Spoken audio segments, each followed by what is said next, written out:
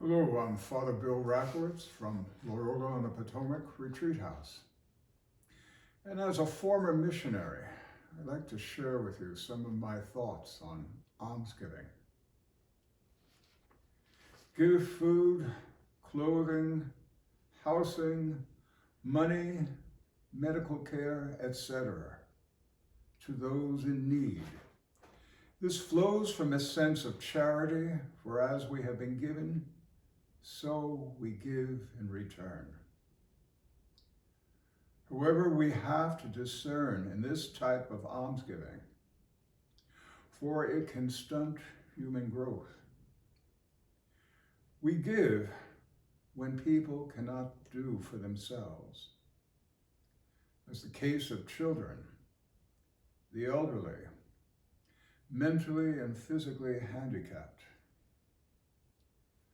For this reason, the church runs hospitals, orphanages, homes for the dying or homeless where it can. Give skills so that people may help themselves and others. As the old adage says, teach people how to fish and stop giving them the fish. This is why the church traditionally runs schools, besides providing catechesis. This applies especially in teaching the poor. Give people both motivation and confidence. This consists mostly of communicating the good news of the gospel. But there's some irony here.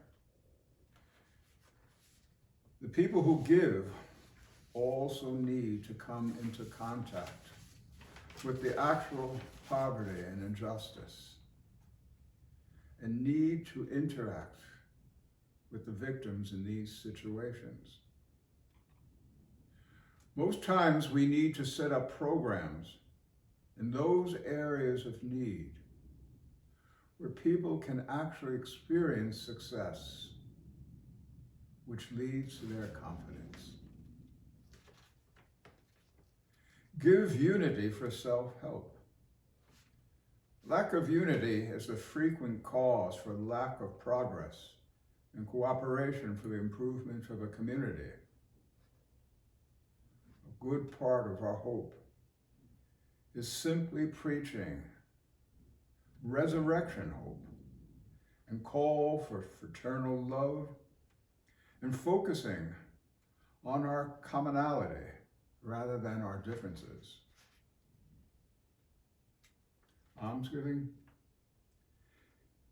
Give non-condescending, paternalistic awareness and causes for people's deficient situations, in sharing similar situations in the past or from elsewhere, and invite your audience to comment how they would handle them.